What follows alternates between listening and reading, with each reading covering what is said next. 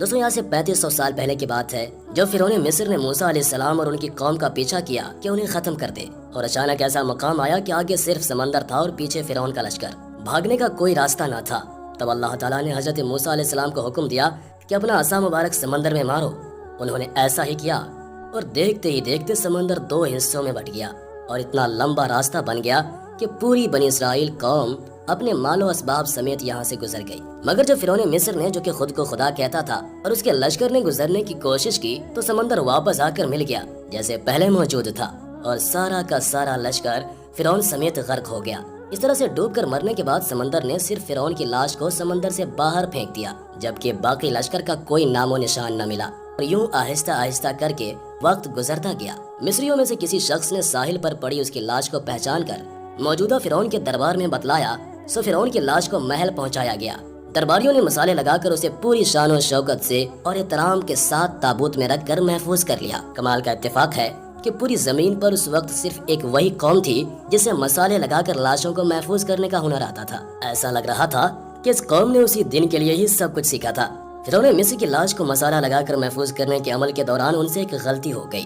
اور وہ غلطی یہ تھی کہ فرعون کیونکہ سمندر میں ڈوب کر مرا تھا اور مرنے کے بعد کچھ عرصہ تک پانی میں رہنے کی وجہ سے اس کے جسم پر سمندری نمکیات کی ایک تہ جم گئی تھی، سو مصریوں نے اس کی لاش پر نمکیات کی وہ تہ اسی طرح سے رہنے دی اور اسے ایسے ہی مسالہ لگا دیا۔ وقت گزرتا گیا، زمین و آسمان نے بہت سارے انقلاب دیکھے جس کی گرد کے نیچے سب کچھ دب گیا، حتیٰ کہ فرعونوں کی حنوط شدہ لاشیں بھی زمین کی تہوں کے اندر چھپ گئیں۔ ان کے نام صرف کتابوں میں رہ گئے اور ان کی تعمیرات اور شان و شوکت لوگوں کے ذہنوں کے اندر ہی رہ گئے۔ اس کے علاوہ ان کا بنایا گیا سب کچھ ختم ہو گیا۔ اس واقعہ کے 2000 سال کے بعد اس دنیا میں اللہ کے آخری نبی حضرت محمد مصطفیٰ صلی اللہ علیہ وسلم تشریف لائے، اور ان پر نازل ہونے والی آخری کتاب کے اندر انسانوں کی عبرت کے لیے فرعونوں کے قصے بڑی تفصیل کے ساتھ بیان کیے گئے، اور اسی سلسلے میں فرعون کے جسم کو محفوظ کرنے کے بارے میں بھی ایک آیت نازل ہوئی، جس کے اندر اللہ پاک واضح طور پر فرماتا ہے کہ ہم تیرے جسم کو آنے والے انسانوں کے لیے عبرت بنا کر محفوظ کر لیں گے۔ اس آیت مبارکہ کی سچائی پر تمام مسلمانوں کو یقین تو تھا،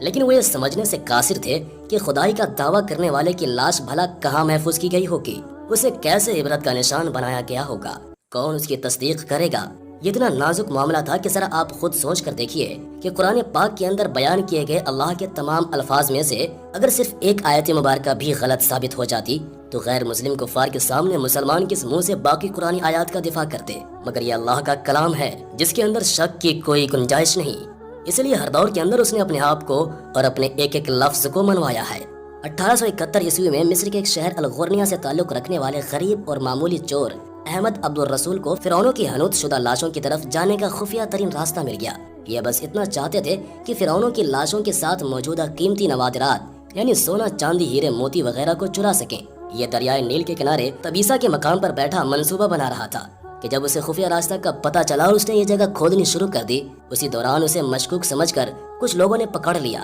اور پولیس کے حوالے کر دیا۔ بعد میں وہ جس جگہ کو کھود رہا تھا وہاں سے ملنے والے راستے کی کھدائی کی گئی تو 1891 عیسوی کے اندر دوسری ممیوں کے ساتھ ساتھ اس غرق ہونے والے فرعون کی لاش بھی مل گئی۔ اس کے کفن پر سینے کے مقام پر اس کا نام لکھا ہوا تھا۔ ان ممیوں کو ماہرین اپنے ساتھ قاہرہ لے گئے جہاں اس کا تفصیل سے جائزہ لیا گیا تو فرعون والی ممی پر جمی ہوئی نمکیات کی تہ سے اس بات کی تصدیق ہو گئی کہ یہ وہی فرعون ہے جسے پانی میں غرق کر کے نشان عبرت بنانے کا وعدہ کیا گیا تھا۔ پوری دنیا میں کھلبلی مچ گئی۔ اس کی تصدیق کے لیے پوری دنیا کے آثار قدیمہ کے ماہر اور سائنسدان مصر کی طرف چل پڑے۔ الگ الگ سائنسی ٹیسٹ کرنے کے بعد دنیا بھر کے سائنسدانوں نے تصدیق کر دی کہ دوسری سب لاشوں کی نسبت صرف اس ایک فرعون کی لاش پر ہی سمندری نمکیات کی تہ جمی ہوئی تھی جس نے اسے محفوظ رکھا اور گلنے سڑنے سے بچا رکھا۔ اس تصدیق کے بعد اسے فائنلی فرعون کی لاش قرار دے کر میوزیم کے اندر محفوظ کر دیا گیا۔ 1982 عیسوی میں یہ ممی خراب ہونے لگی تو اس وقت کی مصری حکومت نے فرانس کے کمک کو درخواست کی کہ اسے خراب ہونے سے بچایا جائے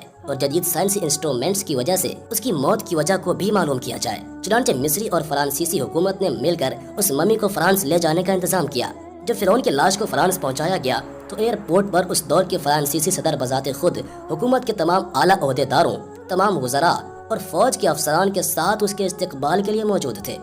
فرعون کی لاش کا استقبال کیا گیا جیسے کسی عظیم زندہ بادشاہ کا استقبال کیا جاتا ہے۔ فوجی دستوں نے اسے سلامی دی اور اس کی ممی کو ماہر ڈاکٹروں کی ٹیم کے حوالے کر دیا گیا۔ اس ٹیم کے سربراہ تھے ڈاکٹر مورس بوکائے जो मजहबी तौर पर क्रिश्चियन थे। जब माइक्रोस्कोपिक टेस्टों के जरिए मम्मी के तमाम आज़ा का बारीक बीनी से जायजा लिया गया तो मालूम हुआ कि उसकी लाश और जिस्म के अंदर समंदरी जर्रात अभी तक मौजूद हैं। यानी ये कन्फर्म है कि उसकी मौत समंदर में डूबने की वजह से ही हुई थी, क्योंकि समुद्री पानी के अंदर ही इस कदर नमकियात पाई जाती हैं। बुहैरा अहमर में डूबने के बाद उसकी लाश को भूल कर समंदर पर तैरने और हमाम फिरौन तक पहुंचने में काफी वक्त लगा होगा, जिसके दौरान में उसकी गोश्त पोस्त में समंदरी पानी का नमक जज्ब हो गया होगा। ये नमक उसकी लाश को हनूत करते वक्त खारिज नहीं किया जा सकता था। 3000 बरस के दौरान में ये रफ्ता रफ्ता उसके जिस्म से खारिज होकर एक तय की सूरत में जम गया और जब पट्टियां खोली गईं तो नमक उस पर जमा हुआ पाया गया। मगर एक बादशाह की मौत पानी में डूबने की वजह से हो, ये सोचना अपने आप में बहुत ही हैरत अंगेज सवाल था, क्योंकि ऐसे अजीम बादशाह अपने साथ नरम बिस्तरों पर खूबसूरत लिबासों में सोने चांदी हीरे मोतियों के साथ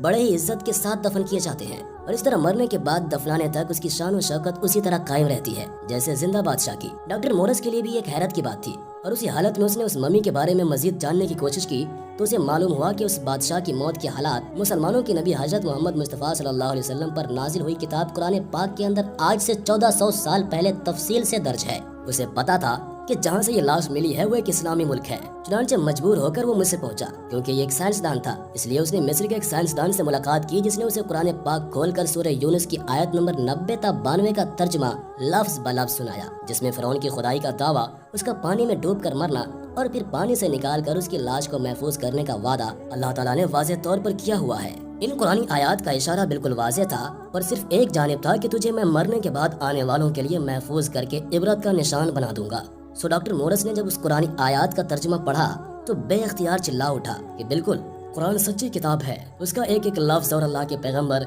हजरत मोहम्मद मुस्तफ़ा सल्लल्लाहु अलैहि वसल्लम सच्चे हैं। उसी वक्त कलमा पढ़ा और मुसलमान हो गया। कदीम मिस्र के उस फिरौन को आम तौर पर एक तिलसिमाती बादशाह के रूप में पेश किया जाता है जो बड़े रोबो जलाल वाला और मजबूत जिस्म का मालिक था, लेकिन एक तवील साइंसी तहकीक के बाद अब उसकी असलियत दुनिया के सामने आ गई है, क्योंकि माहिरीन आसार कदीमा, तारीख दानों, साइंसदानों और मेडिकल साइंस के माहिरीन ने मिलकर मिस्री शहर के अंदर फिरौन के मकबरों के शहर में मौजूद ढांचे पर जदीद टेक्नोलॉजी से रिसर्च की और सुपर कंप्यूटर की मदद से 2000 जिस्मानी नुकूस के जरिए से उसके जिस्म के खदोखाल की तस्वीर को तैयार किया तो मालूम हुआ कि ये फिरौन कदरे नाजुक जिस्म का मालिक था। उसका बायां पाँव टेढ़ा था और बीमारी और कमजोरी की वजह से वो चढ़ी के सहारे चलता था। उसकी माँ और उसके बाप के DNA के नमूनों से ये भी साबित हुआ है कि उसके माँ बाप आपस में बहन भाई थे। माहिरीन का कहना है कि उस फिरौन की जिस्मानी खामियों और कमजोरियों की भी वजह यही थी कि उसके माँ बाप का आपस में दरअसल भाई बहन का रिश्ता था। यह फिरौन आज से तकरीबन 3500 साल कबल मिस्र का बादशाह हुआ करता था और उस वक्त की रस्म के मुताबिक